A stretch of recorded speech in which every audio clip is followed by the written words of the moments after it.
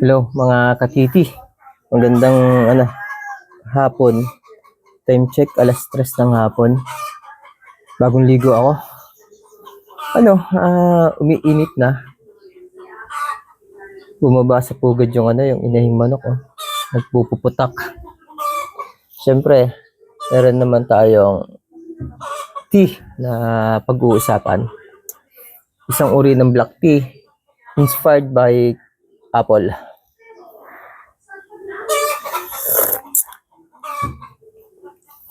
Hindi siya masyadong mapait. Medyo may konti siyang asim kasi nga inspired by apple. Alam mo naman yung apple, may konting tamis at may konting asim. Hindi katulad nung last na review natin na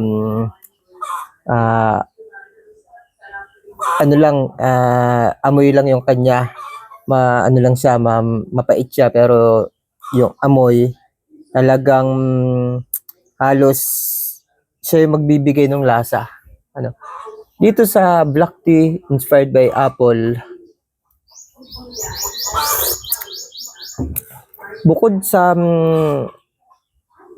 napaka sarap ng amoy at amoy na amoy mo talaga yung apple, malalasahan mo din yung apple. Kaya enjoy ka kapag ito ang ginamit mong tea. Siyempre, dadating ang araw, etong lugar ko, kaya nga bagong ligo ako kasi nag-asikaso na naman ako. Naglinis ako ng area ng lolo mo. Kasi isa lang talaga yung binabala ko dito sa lugar ko. Siguro soon, magkaroon ako ng tea house. Siyempre, kasama na dun yung ilang uri ng kape na classic, siyempre. Classic. At ang ating tea, classic din. Yan mga katiti.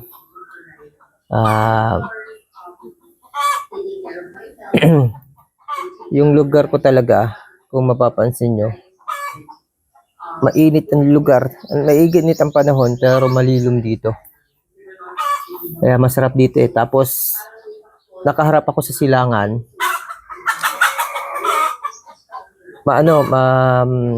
Mahangin. Yun lang, may mga farm nga dito, may mga prutas, tapos may mga hayop. Medyo may mga langaw minsan. Hindi naman masama yan siguro. Pagpagan mo na lang. Bugawin mo na lang kasi living things yan. Hindi mo masasawa yan. Talagang kahit saan lugar magkakaroon yan. Iba talaga yung lasa ng tea. Lasang-lasa mo yung, malalasap mo yung sarap. Wait lang mga katiti ha. Kaya nag-iingay yung manok. Gustong bumalik sa pugad, hindi makahapon kasi nga medyo sumikip yung may pugad. Iaangat ko lang. Yung manok, mga katiti. Ayan. Nag-abono na ako ng sinimulan ko ng abonohan yung mga grapes. Yung manok. Ito, nandito kasi yung pugad eh. Lagyan ko ng kahoy na nag-abono na ako ng ayusin na natin yung grapes. Magsa-summer na. Mabubuhay na natin, maganda yan. Yung lugar ko pala mga katiti. Ayan kita nyo, may mga bulwang-bulwang. Saka dito, may mga malalaking saging yan. Pinutol ko yung saging, yan yung dulo, yung katawan, binuhat ko dun. May pinaglagyan ako. Tapos, binulwang ko yung bungo para hindi na siya sumibol. Ayun yung bungo. Ang dami nito, katiti. Sobrang dami. Yan Yan na natin. Ang dami niyan. Sobrang dami. Napagod ako. Ito yung gamit na sa pagbubulwang ko. Meron akong bareta, meron akong hook, meron akong pala. Talagang grabe. Hanap tayo dito ng ano.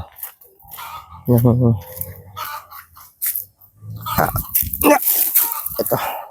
Kahoy. Lalagyan natin ng tukod para tumaas. Nang hindi na ito magligalig. Yan kasi hindi siya makapasok dyan. Yan yung itlog niya Yan. Para makapasok siya. Yung itlog niya 2, 4, 6, 7. Makakapasok na rin yan. Tingnan natin. Dito ako hindi siya pumasok.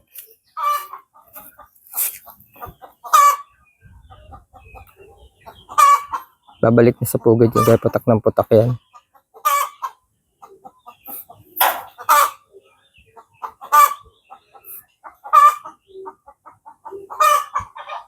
Nalangan sa akin. Ito na lang tayo.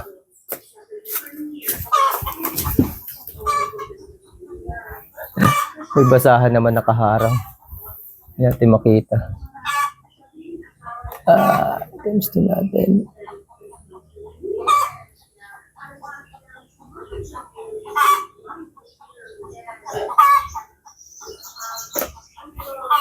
Times 2 na pala yung kapiti.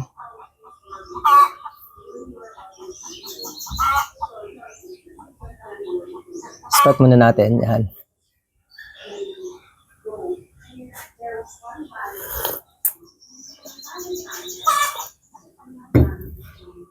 Grabing sarap talaga ng ng ting ito. Wala akong tulak kabigin sa bayan natin yung manok. Ayan. Wala akong tulak kabigin sa mga tea na meron ako.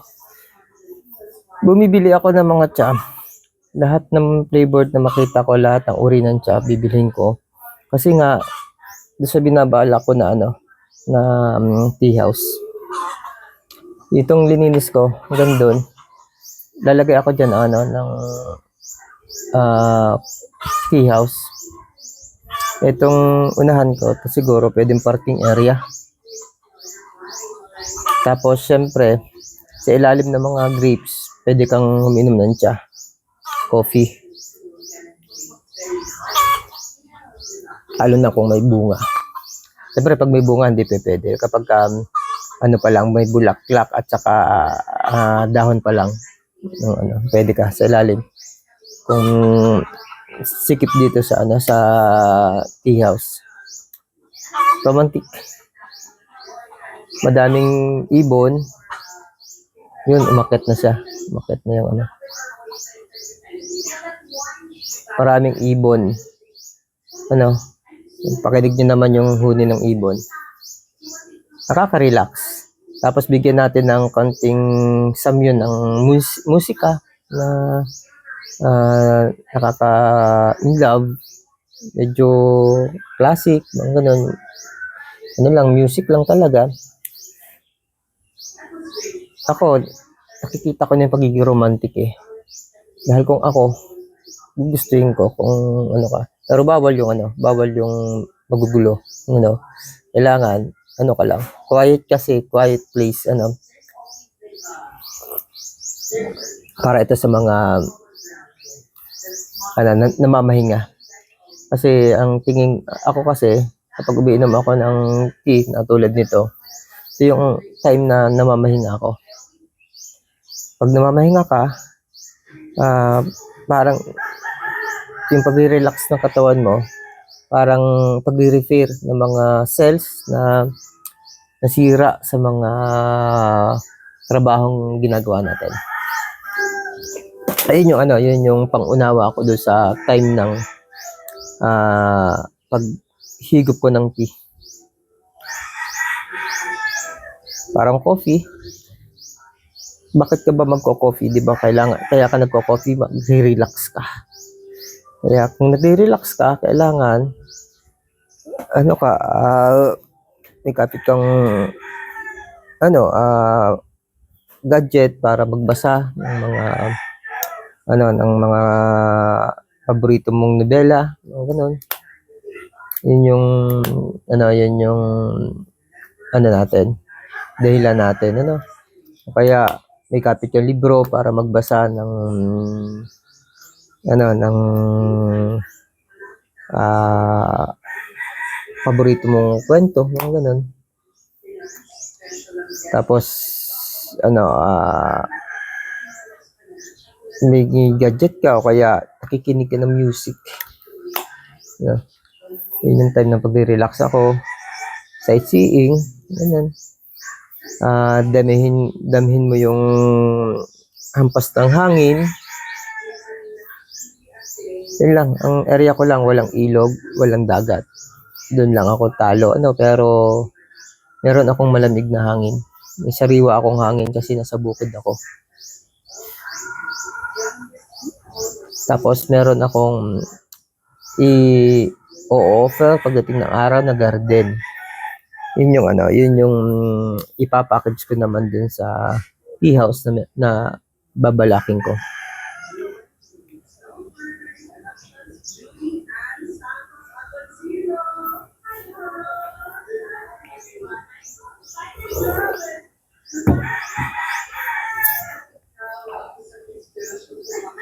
Kahit na nangangalahati na ako, hindi siya nagbabago ng lasa. Perfect talaga yung pagiging tea niya, na yung black tea, inspired by apple. Marami akong i-review na tea. Ang dami tayong pag-uusapan. Kasi yun na nga yung gusto kong gawin. Ayusin yung gusto kong gawin. I-prepare yung aking mga binabalak, yung mga plano ko na maging katotohanan.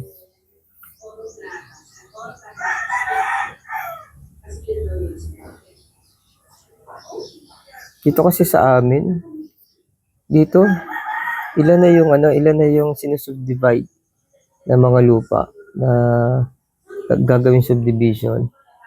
Magkakaroon ng tao. Kaya ayun, umpisa natin soon. Pero ilang taon pa naman ang lilipas bago ko maumpisahan. Wala kasi akong kapital. Kaya ang ginagawa ko, utay-utay. Wala akong biglang kapital.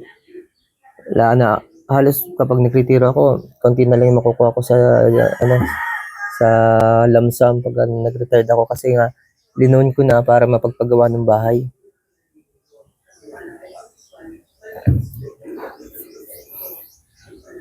Pinagpagawa ko na ng bahay ng aking inihulog doon na siyang magiging lump sum pagdating ng pagre-retiro. Pero kapag ka naging naman kami, naging uniform personnel yung kami, dahil nasa law enforcement agency ako, non-uniform kasi kami, sa Philippine Drug Enforcement Agency. Binabalak siya ng gobyerno na gawing uniform personnel. Uniform agency, uniform agency. Personal kami yun yung mga tao. Uniform agency, kapag nag-uniform agency na siya, parang matutulad kami doon sa PNP dati nung natanggal sila sa GSIS, naging dalawa yung kanilang yung pension. Dahil nagulog sila sa GSIS, nagpension pa rin sila doon. Pero may iba pang pension talaga ang gobyerno para sa mga uniform personnel kapag ka nagretiro. Kaya yun, mas maganda. Tapos yung asawa ko naman, tuloy yung hulog namin ng SSS. Meron din siyang pension. Yung gagastusin namin pagtanda namin. Tapos pag natuloy itong bala ko na maging negosyo, family. Mayroon kasi akong PWD anak. Kaya yun yung iniisip ko na kaysa makipagsapalaran siya sa hanap buhay sa labas, magsimula ako dito na siyang ibibigay ko. Dalawa yung anak ko, pwedeng sometimes tingnan natin kung ano mangyayari. Minsan nga, yung pinaghahandaan mo na ganun, siya pa pala may magandang trabaho at yung mas malakas siya pa yung kailangan ng tulong, di ba? Kaya ako hindi rin ako makapagsalita ng tapos eh. Baka mamaya yung isa yung mga kailangan. Pero para sa kanila at ang isa para sa aming mag-asawa, dahil kami sa patanda na kami, kailangan namin ng income pa rin. Kaya kailanganin ng gamot, maintenance pag tumatanda, pagkain kasi pag habang tumatanda nawawalan tayo ng trabaho, at least kailangan na may kinikita tayo. Hindi naman pagka matanda na wala nang gagastusin, mas lumalaki pa nga minsan ang gastos kasi nagpapabalik-balik sa ospital. Nasamid ako.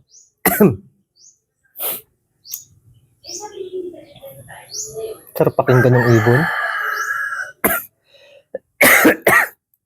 Ibon tsaka manok. Sama ng samid ko. Parang yun yung isang uri ng hummingbird. Yung tawagin sa amin dito pusit.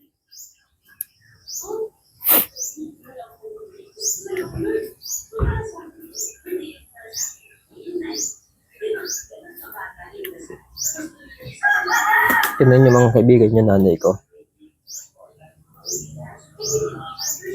Yan. 87 years old na yan. Kasi pag yan, nagwawalis dito. Pati itong harapan ko, ang luang na yan. Lalo na pag natapos ko na yan, ang luang yan. Pinababayaan namin kasi lagi niya sinasabi pag natigil siya sa gagawin, magkakasakit siya. Lalo siya magkakasakit, kaya hinahayaan namin. Ayan yung mga kapatid na mas nakakabata sa kanya, ilan na yung namatay? Balik, dalawa. Anim kasi sila magkakapatid, 3 na lang silang buhay. Yung panganay, patay na. Tapos yung sumunod si nanay ko. Sumunod kay nanay ko, patay na rin. Tapos may 2 sumunod doon sa namatay. Buhay pa siya, silang 2. Tapos yung bunso, patay na rin. Ano yan? Puro diabetic, tsaka sa puso. Stroke, tsaka sa puso.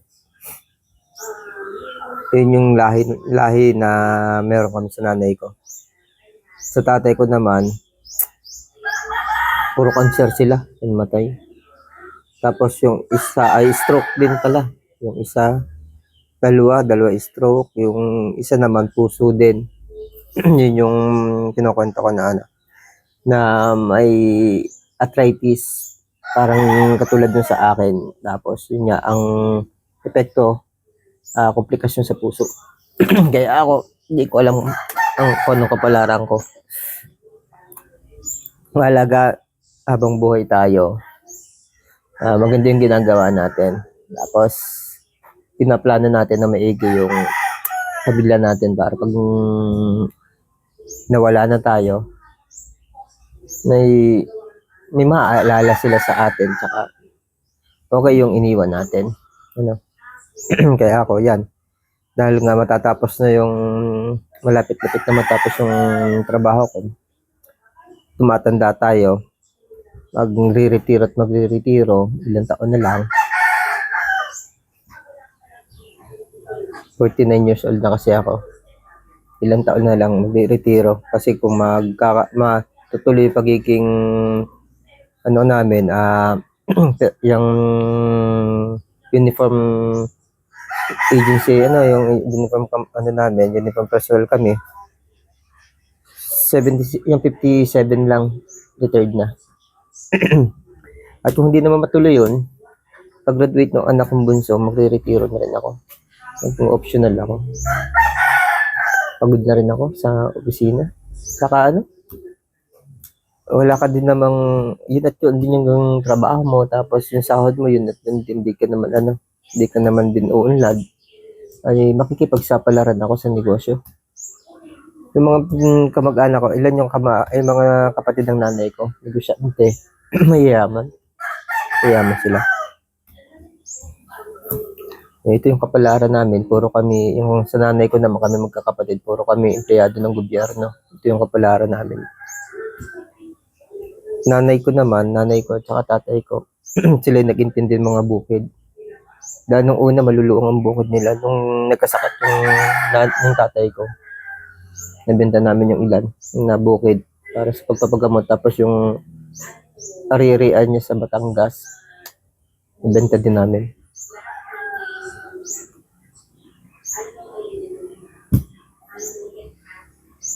Ito, habang nag-chacha ako, nag-kitty, nare-relax ako, nakikipagkwentuhan ako sa inyo. Ito kasi yung concept na gusto ko tahimik. Pagka partner yung mag-kitty, yun, relaxing, habang umiinom siya, nakukwentuhan sila habang may samyo ng romantic na musika. Parang ganito din lang, habang umiinom ako ng tea, nagkukwento ako sa inyo. Parang ganun yung tema ng gusto ko. Nakaka-relax. Relax ako ngayon.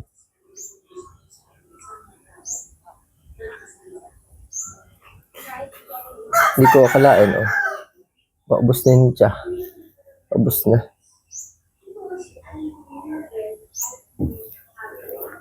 Tahimik na yung manok kasi nandun na sa pugad. Yan yung isa sa mga sa mga gusto kong mag-relax. Minsan habang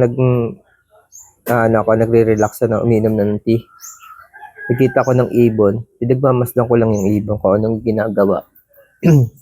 Halimbawa, parang may nagliligaw ang ibon, dalawang ibon, biglang may dadating na isa, ang gugulo. Parang ganun, mga ganun. Yung manok, minsan habang nag-ano ko, ganun. O kaya pag tagbukid, tinitingnan ko yung mga tao, yung pagbubukid, gaano ba sila, napapagod ba sila, parang nagda-dialogue ako sa aking utak. Dialogue.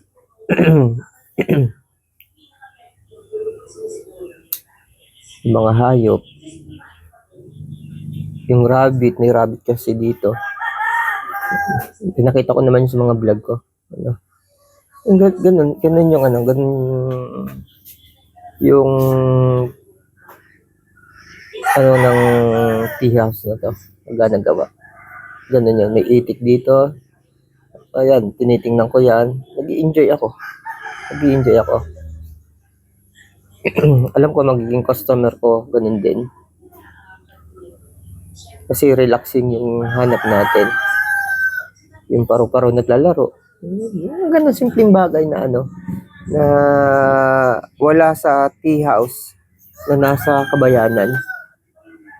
Sa bayan kasi air condition yung tea house. Mga ganun. Pero sa akin, classic yung dating.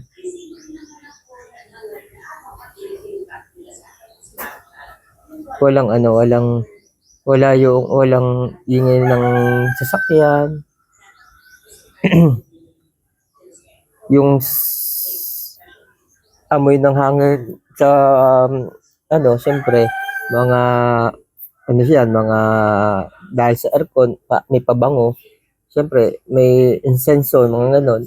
Siyempre dito kung ano yung amoy ng nature, yun yung kung halimbawa may bumubulaklak na mabango yung bulaklak, yun yung maaamoy mo. Halimbawa, kung bumubulaklak yung ubas, kung ano yung amoy ng ubas, maamoy mo. Kung tag-ani, kung ano yung amoy ng sariwang palay, maamoy mo. Kaya, hopefully, alam ko, makakatulong kayo sa akin bilang customer sa negosyo para kumita ako at makakatulong ako naman sa inyo para nabigyan kayo ng relaxation. Yung relaxation kasi, yan yung isa sa pinakamagandang pagre-refer ng katawan para sa susunod na pagsabak sa iba't ibang hamon ng buhay. Ilang mga kaibigan, magandang hapon at relax ako sa pag-inom ng tea, mga katiti.